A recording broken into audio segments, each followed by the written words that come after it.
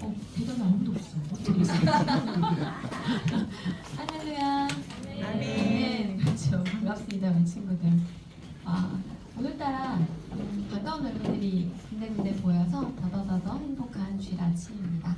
우리 친구들이 주일 아침을 맞이할 때 주님을 만나러 간다라는 기쁨으로 아침을 맞이했으면 좋겠다라는 생각이 갑자기 들었어요. 오늘은 벌써 대림절 두 번째 주인데요. 대림절은 어떤 절기인지 기억하고 있죠? 예수님의 탄생을 기다리면서 우리가 그 시간 동안 지난 한 해를 뒤돌아보기도 하고 앞으로의 다가올 한 해를 또한 계획해 보기도 하며 나의 삶은 주님을 향하여 잘 가고 있는지 그 방향성을 점검하는 해가 그 절기가 대림절이라는 시간을 생각을 또 해봅니다. 저거 기억나나요? 작년 이즈음에 우리 친구들에게 알려줬는데 중일 친구들은 모를 것 같아서 다시 한번 가져와 보았어요. 우리가 이렇게 크리스마스 트리를 장식을 하잖아요. 저것의 이름은 성탄목인데 저것은 에덴 동산의 생명나무를 상징해요. 그래서 저기에 장식품을 보통은 반짝이는 거, 예쁜 거, 아름다운 걸로 장식을 하는데 원래 성경적인 의미로는 조금 다른 장식품들을 장식합니다. 첫 번째 장식은 사과예요. 그래서 대림절 첫 번째 주는 사과를 다는 거예요. 사과는 선악을 알게 하는 나무의 열매를 상징하죠. 그래서 이 세상이 온전한 세상이 하나님이 창조하신 그 세상에 죄가 들어오는 것을 사과를 달면서 이렇게 우리가 기억하는 거예요. 그 대림절 두 번째 주, 이번 주죠. 이번 주에는 저 성탄목에 장미를 장식합니다. 장미는 어둠과 절망을 뚫고 생명을 피워내시는 소망의 주 예수 그리스도를 상징하는 장미를 달아요. 그리고 예수님을 생각하고 기억하는 거죠. 비록 이 땅 가운데 죄가 들어오긴 했지만 그로 인해서 하나님이 창조하신 그 온전한 세상이 조금 어그러지긴 했지만 예수 그리스도로 인해서 다시 온전한 세상으로 회복될 것이다 라는 그런 믿음을 가지고 장미를 장식합니다. 그리고 다음 주 세 번째 주에는 빵을 장식하면서 생명의 떡으로 오신 예수 그리스도를 우리가 기억하고 그 다음 주 네 번째 주는 촛불을 장식하면서 세상의 빛으로 오신 예수 그리스도를 우리가 기억하는 거예요. 자, 우리는 성탄절 하면 아기 예수만 생각할 수도 있는데 아기 예수를 넘어서서 다시 오실 예수 그리스도, 재림하실 예수 그리스도를 또한 바라고 고대하며 이 연말, 이 대림절을 우리 친구들이 보내게 되는 것이죠. 우리 친구들 잘 잤어요 오늘? 왜냐면 이번 주 다음 주 계속 기말고사인 친구들이 되게 많더라고요. 그래서 저 뒤에 있는 태희 언니는 그저의 밤도 새고 어제도 거의 샜을 것 같은데 되게 바쁘고 힘든 시간들인 것 같아요. 그럼에도 불구하고 일주일의 첫날을 구별해서 이 자리에 나온 우리 친구들 모두 환영하고 축복합니다. 오늘은 되게 중요한 말씀을 전하는 주예요. 제목 같이 읽어볼까요? 부활하신 예수님. 사실 부활하신 예수님에 대한 말씀은 매년 부활절 때마다 듣죠. 근데 이 부활이라는 것을 생각하고 마주하고 나의 삶 가운데 적용하는 우리 친구들의 삶의 자세와 태도는 아마 다 각자 다를 것 같아요. 누군가는 이 부활이라는 것이 전적으로 믿어지는 친구도 있을 것이고 누군가는 예수님은 부활하신 건 그래 알겠어요 라고까지 생각하는 친구도 있을 것이고 또 누군가는 나의 부활까지도 난 믿어요 라고 하는 친구도 있을 거예요. 각자마다 조금은 다르게 다가올 이 부활이라는 것을 이 성경에 마태, 마가, 누가, 요한에 있는 부활에 대한 내용들을 조금 다 모아서 한번 쭉 훑어보려고 해서 그 부활의 아침에 어떤 일이 있었는지 오늘 살펴보고자 합니다. 오늘 말씀은 요한복음 20장 1절로 8절입니다. 요한복음이 이제 거의 끝나가고 있죠. 한 해 요한복음 1장부터 시작해서 이제 20장, 이제 곧 21장으로 넘어갈 텐데 오늘은 20장 1절로 8절입니다. 저와 교독할게요. 신약성경 183쪽에 있습니다. 요한복음 20장 1절로 8절까지의 말씀을 저와 교독할게요. 안식 후 첫날 일찍이 아직 어두울 때에 막달라 마리아가 무덤에 와서 돌이 무덤에서 옮겨진 것을 보고 시몬 베드로와 예수께서 사랑하시던 그 다른 제자에게 달려와서 말하되 사람들이 주님을 무덤에서 가져다가 어디 두었는지 우리가 알지 못하겠다 하니 베드로와 그 다른 제자가 나가서 무덤으로 갈새 둘이 같이 가지가려니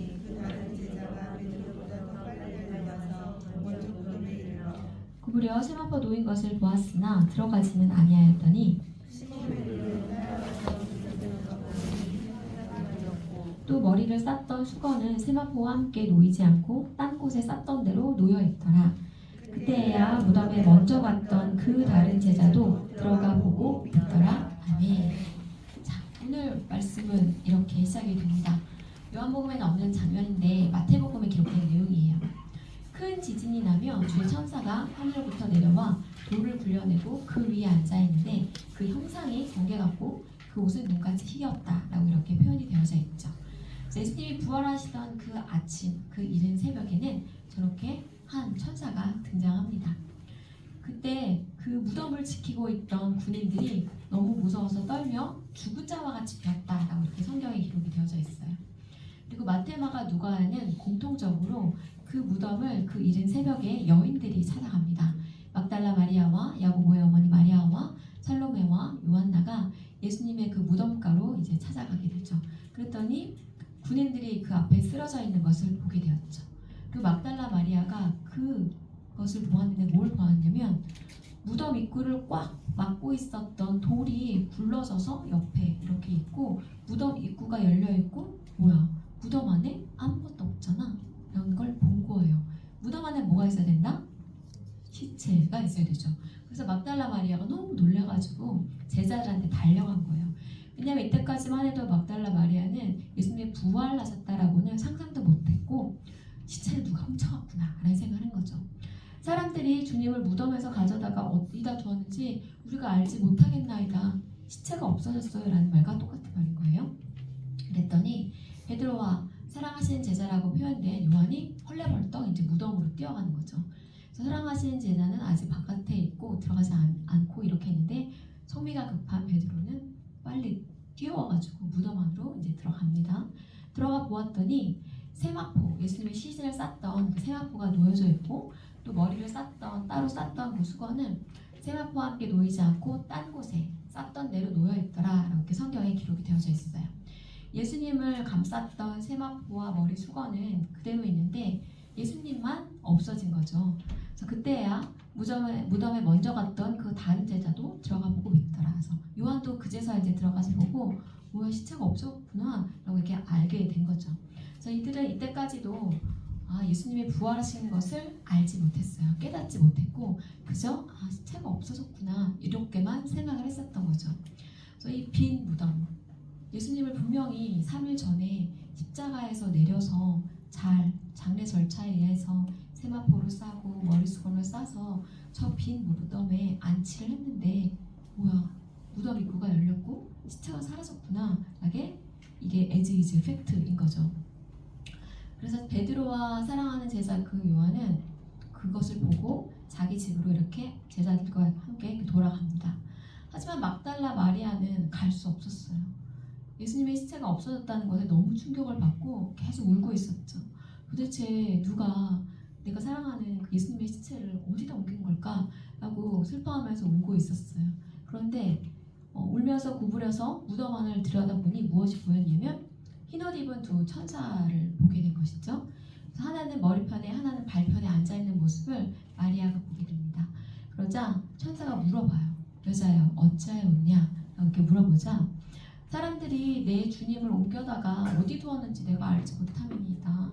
시체를 누가 가져간 것 같은데 어디다 뒀는지 모르겠어요. 그래서 너무나 슬퍼하면서 울고 있었던 거죠. 이 말을 하고 뒤를 이렇게 딱 뒤돌아보는데 예수님이 서 계신 거예요.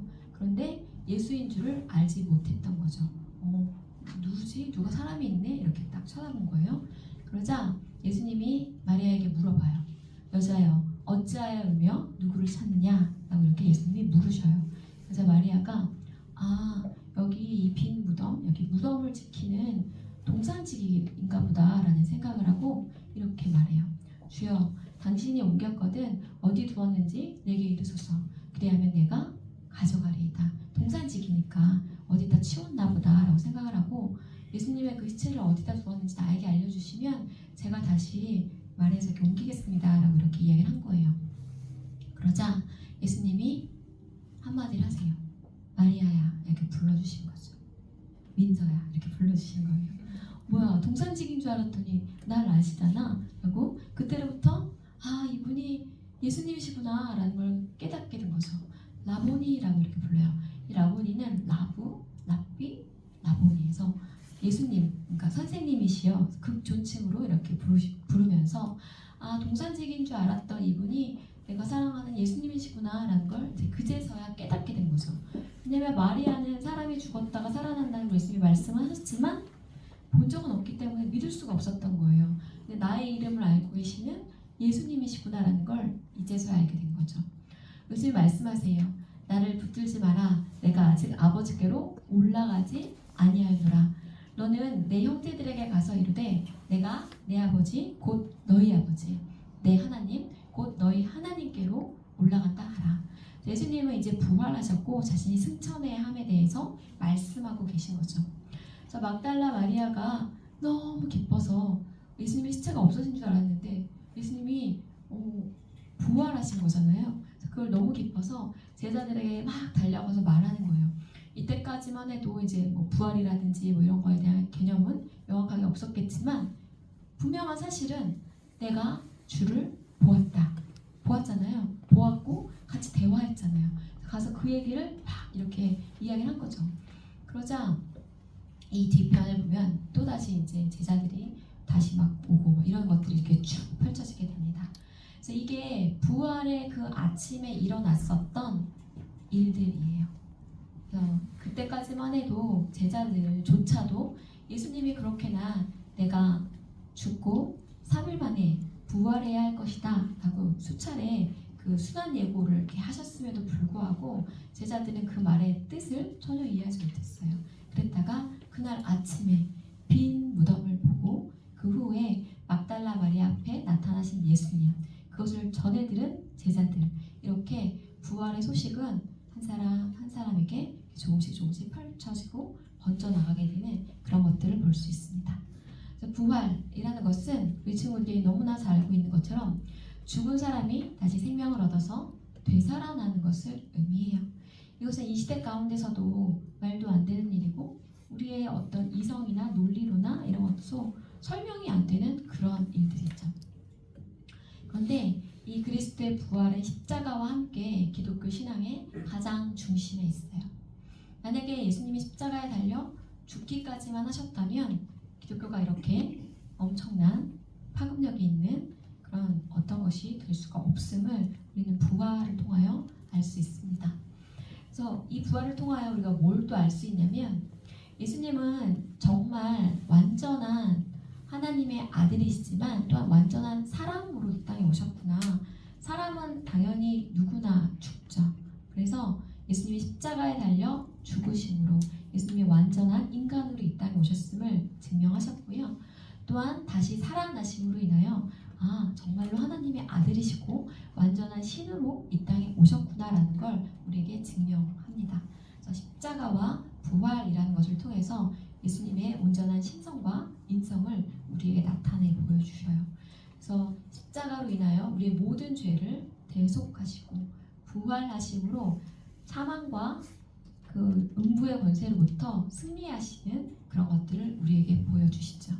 사람은 누구나 죽어요. 이건 엄연한 팩트고 당연한 명제죠. 하지만 그것을 이기고 부활하신 분이 계시다라는 걸 우리는 예수 그리스도의 부활을 통하여 이야기하려고 합니다. 그래서 부활은 뭐냐라고 이야기했을 때 첫 번째 예언된 거예요. 예찬이 어디 갔지? 다짜고짜 얘기할 때 예찬이 부르려고 했는데 다짜고짜 어느 날 갑자기 부활하신 게 아니라 예언된 거예요. 그래서 이는 주께서 내 영혼을 수월에 버리지 아니하시며 주의 거룩한 자를 멸망시키지 않으실 것임이니이다. 주께서 생명의 길을 내게 보이시리니 주의 앞에는 충만한 기쁨이 있고 주의 오른쪽에는 영원한 즐거움이 있나이다. 시편 말씀을 통해 수월에 버리지 아니하시며, 그러니까 사망과 음부의 그 권세 가운데 버려두지 아니하시고 멸망시키지 아니하시고 다시 생명을 주실 것임이 시편에 예언된 그것입니다. 또한 부활은 전파된 것이에요. 사도들은 예수님을 만납니다. 부활하신 예수님을 그 이후에 문이 모두 닫힌 공간에서 만나기도 하고 엠마오로 가는 그 길가에서 두 제자 앞에서 나타나기도 하고 500여 제자들 앞에 나타나기도 하시며 부활하신 예수님이 자기 자신을 나타내시고 드러내 보여주세요. 그래서 그들이 전파한 건 딱 저거예요. 그가 하나님께서 정하신 뜻과 미리 아신 대로 내준 바 되었거늘 너희가 법 없는 자들의 손을 빌려 못 박아 죽였으나 하나님께서 그를 사망의 고통에서 풀어 살리셨으니 이는 그가 사망에 매어 있을 수 없었습니다. 베드로가 3,000명을 5,000명을 회심시킬 때 했었던 핵심 메시지는 저거예요. 너희가 예수님을 십자가에 못 박아 죽였지만 예수님은 다시 살아나셨어. 내가 그걸 보았어. 내가 그 증인이야. 라고 이렇게 이야기를 했을 때 수많은 사람들이 다시 주님께로 돌아와 그때에서부터 이제 비로소 그리스도인이라 불리게 되게 된 것이죠. 그래서 부활은 이렇게 전파된 것이고요. 또한 부활은 모든 서신서들의 핵심 내용이었어요. 내가 만일 내 입으로 예수를 주라 시인하며 또 하나님께서 그를 죽은 자 가운데서 살리신 것을 내 마음에 믿으면 구원을 받으리라 라고 사도 바울은 로마서 말씀을 통해 이야기를 해요. 우리가 예수님을 그리스도로 메시아로 주님이다 라고 시인하고 또 우리의 마음 가운데 하나님이 예수님을 살리셨어 라는 것을 믿는다면 구원을 받을 것이다 라고 이렇게 알려주세요. 우리 주위에 누군가 구원받고 싶은 친구가 있다, 아직 복을 모르는 친구가 있다 라고 하면 저거예요. 되게 심플해요. 왜냐면 예수님이 그리스도셔, 예수님이 메시아셔 라는 걸 시인하고 하나님이 예수님을 살리셨어 라는 것을 믿으면 그때로부터 구원이 그 사람에게는 이르는 것이죠. 우리 친구들 마음 가운데는 이러한 신앙 고백이 있나요? 예수님은 주님이십니다. 예수님은 살아계신 하나님의 아들이십니다. 예수님은 부활하셨습니다. 우리 친구들이 이것을 믿고 입으로 고백할 수 있다면 우리 친구들은 구원에 이르렀다 라고 이야기할 수 있어요. 또한 부활은 예수님의 약속이에요. 예수님은 우리의 부활까지도 약속하셨어요. 뭐라고 약속하셨냐면 나를 보내신 이의 뜻은, 하나님의 뜻은 내게 주신 자 중에 내가 하나도 잃어버리지 않고 마지막 날에 다시 살리는 이것이니라. 내 아버지의 뜻은 아들을 보고 믿는 자마다 영생을 얻는 것이니 마지막 날에 내가 이를 다시 살리리라 하시니라.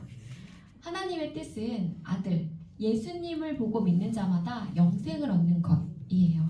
그래서 마지막 날, 예수 그리스도가 다시 오시는 날, 재림의 날, 그때에 죽은 자들을 모두 살릴 것이다 라고 이렇게 말씀하세요. 그래서 우리 친구들이 이 부활이라는 게 예찬이 왔다. 어느 날 갑자기 밑도 끝도 없이 뜬금없이 나타난 사실이 아니라 성경에 예언된 것이고 전파된 것이고 서신서에 기록된 것이며 하나님의 약속이다라는 걸 알기를 바래요. 성경의 많은 내용들이 메시아가 올 거야 라는 내용도 있고 또한 부활에 대한 내용도 굉장히 많이 담겨 있어요. 그리고 예수님 자신도 스스로 여러 번 말씀하셨어요. 내가 계속 순환을 당하고 그 이후에 죽었다가 3일 만에 부활할 거야 라고 말씀하셨고 말씀하신 대로 그 부활은 성취가 됩니다. 그래서 부활의 증거가 무엇이냐라고 이야기를 했을 때 팩트, 예수님은 죽어서 무덤에 묻혔어요. 이거는 팩트예요. 예수님이 십자가에 달리셨고 죄수와 함께 죽으셨고 다리는 꺾이지 않았지만 창으로 찔려서 그 피를 다 쏟았죠. 피와 물을 쏟았어요. 그래서 다리를 꺾고 그 창으로 찌르는 그 모든 행위는 죽음을 확인하기 위한 절차였다라고 해요. 근데 구약 성경에 예언된 것처럼 예수님은 다리가 꺾이지 아니하시고 창을 옆구리에 찔리며 물과 피를 쏟고 이제 죽음이 증명되었죠. 그러고 나서 그들은 장례 절차에 따라서 무덤에 이제 안치를 합니다. 그러고 난 3일이 지나고 난 다음에 빈 무덤이 발견된 거죠. 그래서 시체가 없어졌다 이러면서 사람들이 막 찾기 시작했는데 그 이후에 중요한 것은 예수의 제자들이 부활한 예수를 만났다라고 주장하는 거예요. 한두 명이 아니죠. 막달라 마리아도 만났고 베드로도 만났고 요한도 만났고 나중에 다음 주에 보게 될 도마도 만나고 바울도 만나죠. 말에서 떨어진 다음에 그렇게 수백여 사람들 앞에 부활하신 예수님이 나타나기 시작하는 거예요. 내가 본 건데 내가 보았어 부활했어 라고 이렇게 전하기 시작하는 거죠. 그리고 나서 가장 결정적인 건 마지막이라고 생각해요. 이때로부터 부활한 예수님을 만난 경험으로 인해서 제자들의 삶이 급격하게 변화가 됩니다. 왜냐면 내가 봤는데 죽었던 예수님이 다시 살아난 걸 봤는데, 그래서 그들은 이때로부터 예수님이 그리스도이시고 예수님이 하나님의 아들이심을 전파할 수밖에 없었어요. 그래서 아무리 박해를 받고 아무리 채찍질을 당하고 누가 내 옆에 가장 친했던 사도가 목베임을 당하고 뭐 엑스자 십자가에 못 박혀 죽고 거꾸로 못 박히고 뭐 끓는 기름 가마에 던져지고 그런다 한들 이 얘기를 전하지 않을 수 없는 거죠. 왜냐면 내가 봤으니까, 내가 경험했으니까. 그래서 부활하신 그 예수님을 만난 경험으로 인해서 제자들의 삶이 급격하게 바뀌고 그들은 부활을 부인할 수 없게 되는 것이죠. 그래서 지금 이 시간 가운데에도 바라는 것은 우리 친구들은 아마 앞으로도 계속 매년마다 이 부활에 대한 설교를 들을 거예요. 누군가는 조금은 의심 가득한 마음으로 들을 수도 있고, 누군가는 이미 나는 성경에 기록된 거니까 그냥 믿어요 라고 하는 친구도 있을 거예요. 근데 정말 바라옵기는 우리 친구들 각자가 부활하신 예수님을 만날 수 있기를 바라봅니다. 내 눈으로 이렇게 보고 내 손으로 만질 수 없다 할지라도 말씀을 통해서 말씀하시는 그 주님, 그 부활의 주님, 살아계신 주님, 나의 삶에 역사하시는 그 주님을 우리 친구들이 경험하길 바래요. 그리고 그 경험이 있으면 우리 친구들은 결단코 부인할 수 없고 배신할 수 없어요. 끝까지 주님을 향해 걸어갈 수밖에 없어요. 그래서 바라기는 우리 친구들이 꼭 주님을 만나고 경험할 수 있길 바래요. 그래서 우리 어디 가야 된다? 어디 가야 되게 우리? 그렇습니다. 우리 1월에 수련회 갈 거예요. 유후! 이번 수련회는 우리끼리는 아니고 조금 더 다양한 내 또래 비슷한 청소년들이 많이 오는 그런 수련회예요. 조금 대규모의 수련회여서 되게 유명한 세션들이나 목사님들이나 되게 많은 분들이 오셔요. 그래서 그 가운데 조금 더 큰 어떤 것들도 경험해보고 거기서 내가 소망을 가지는 거죠. 이번 수련회를 통해서 정말 주님을 만나고 싶다. 부활하신 주님, 살아계신 주님, 나의 삶을 정말 인도하시는 주님. 나는 정말 생각하지도 못했는데 이렇게 돌려서 이곳에 데려다 주시잖아. 와, 우리 주님 정말 대단하다. 이걸 경험해보는 우리 친구들이었으면 좋겠어요. 그래서 지금부터 아직 몇 주 남긴 했지만 마음의 소망을 가지고 또한 기도함으로 준비해서 시간 배열 잘 해서 모두 같이 갈 수 있었으면 좋겠습니다. 그래서 부활 소망. 성경 말씀 중에 그런 말씀이 있어요. 우리가 바라는 것들이 이 땅에서의 삶뿐이라면 우리가 진짜 불쌍한 사람들이다 라고 사도 바울이 이야기해요. 우리가 세상 사람들과 똑같이 공부를 잘하고 좋은 대학을 가고 좋은 직장을 가지고 좋은 사람 만나서 행복한 가정을 꾸리는 것, 그건 베이스예요. 그것뿐이면 우리가 진짜 불쌍한 사람이라고 했어요. 플러스 알파 넘어서 우리는 부활 소망을 품고 영생을 바라보며 내가 이 세상을 살고 있다라는 걸 꼭 기억하고 말씀대로 살아낼 수 있기를 소망해 봅니다. 부활에 관련된 영상 같이 볼게요.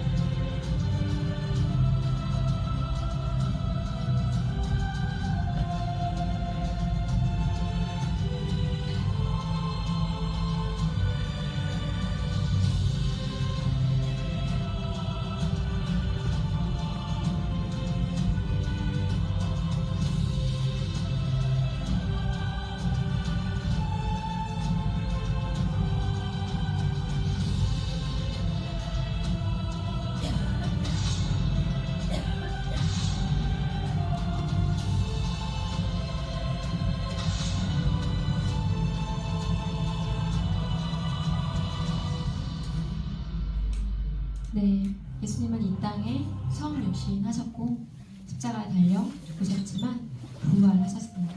또 승천하셨고 우리에게 성령을 보내주셨어요. 그리고 우리는 이 땅 가운데 주님의 몸인 교회를 이루며 살아가고 있죠. 그리고 우리가 바라고 고대하는 것은 다시 오실 예수 그리스도의 재림이에요. 내가 예수님의 그 큰 계획 아래 어디쯤 와 있는지, 나의 마음 가운데는 다시 오실 주님에 대한 그 바람과 소망이 있는지, 이런 것들을 다시 한번 생각해보며 나의 삶 가운데 주님이 왕으로 오셔서 나의 삶을 다스리시고 통치하여 주시옵소서, 이런 마음으로 예수 우리 왕이여 함께 찬양하시겠습니다.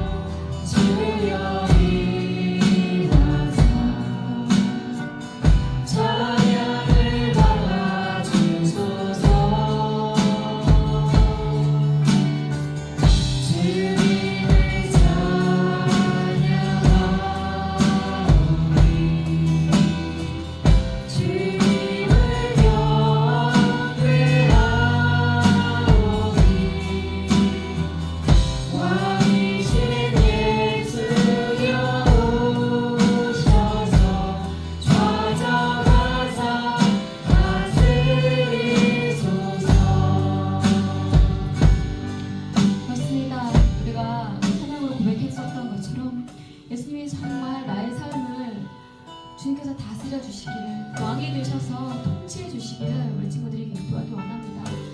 나의 힘으로 내가 정말 죽을 똥살똥 애쓰며 사는 것이 아니라 나의 삶을 주님께 나의 삶의 주권을 주님께 내어드렸을 때 주님이 인도하시는 그 삶이 얼마나 놀라운지, 얼마나 내가 상상하지 못할 방법으로 나를 인도하시는지 우리 친구들이 경험할 수 있었으면 좋겠고 깨달았으면 좋겠습니다.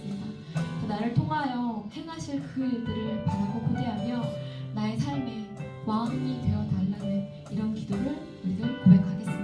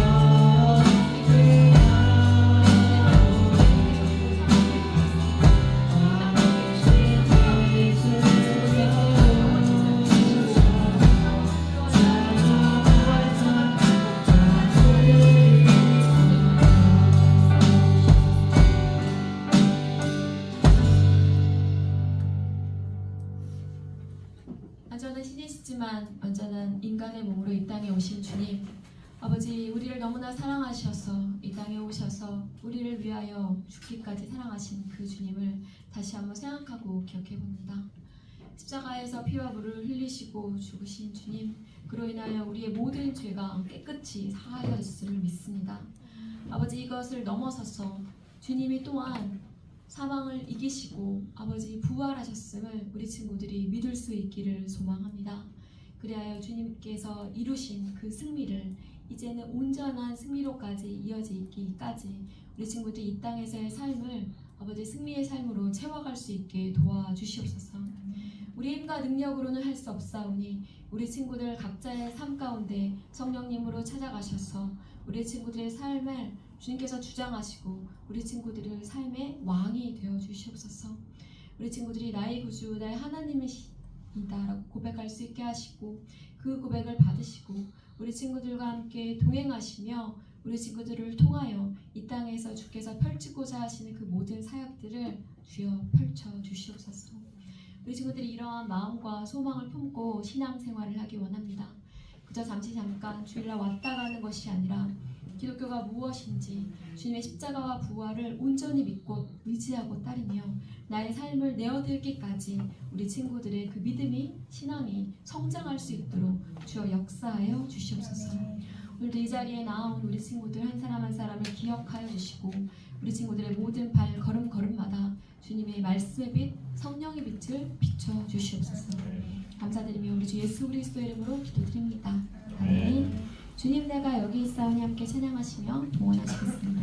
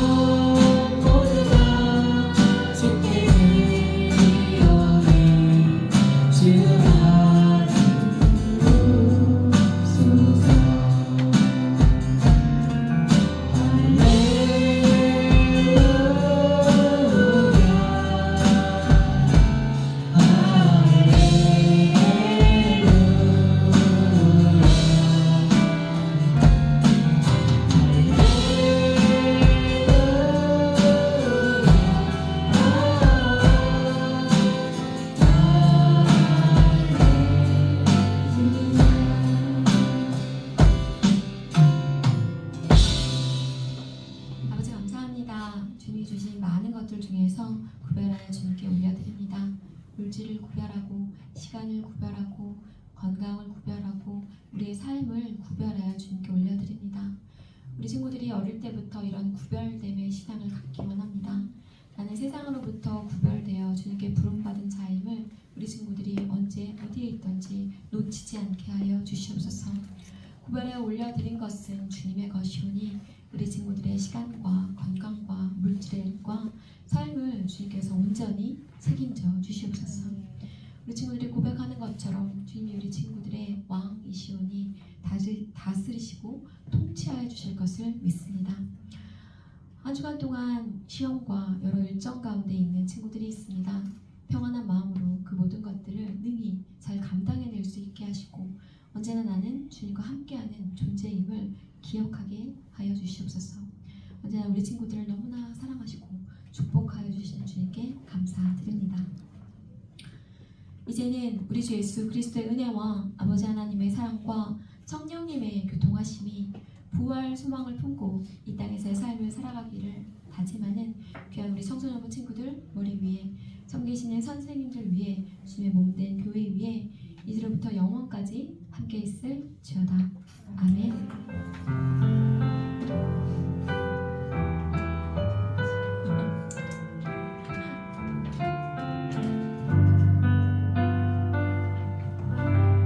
네. 살이죠? 아무도 몰라? 헐, 이럴 수가. 지금 이번 주 토요일에 우리 성탄 우리 열심히 매주마다 연습했던 거 찬양 발표하는 날이 있어요. 우리 친구들 꼭 기억하고 함께 해줬으면 좋겠어요. 발표 시간은 2시이지만 우리는 12시에 모여서 함께 좀 더 연습하고 무대 위에 설 거예요. 기쁜 마음으로 예수님의 그 탄생을 축하하고 하는 시간을 가졌으면 좋겠고, 우리 아침에 또 학원 갔다 오는 또 친구들도 있기 때문에 맛있는 점심을 준비할 거예요. 그래서 12시에 와서 연습도 하고 맛있는 간식도 먹고 또 같이 기쁨으로 예배드리는, 찬양 예배드리는 그런 시간 되었으면 좋겠습니다. 오늘도 우리 태희 선생님과 함께 연습할 거니까 오늘은 좀 더 퀄리티 있는, 완성도 있는 그런 화음을 들을 수 있기를 소망하며, 꼭 부르기, 선생님들만 부르기 없기. 태희 선생님 나와주세요.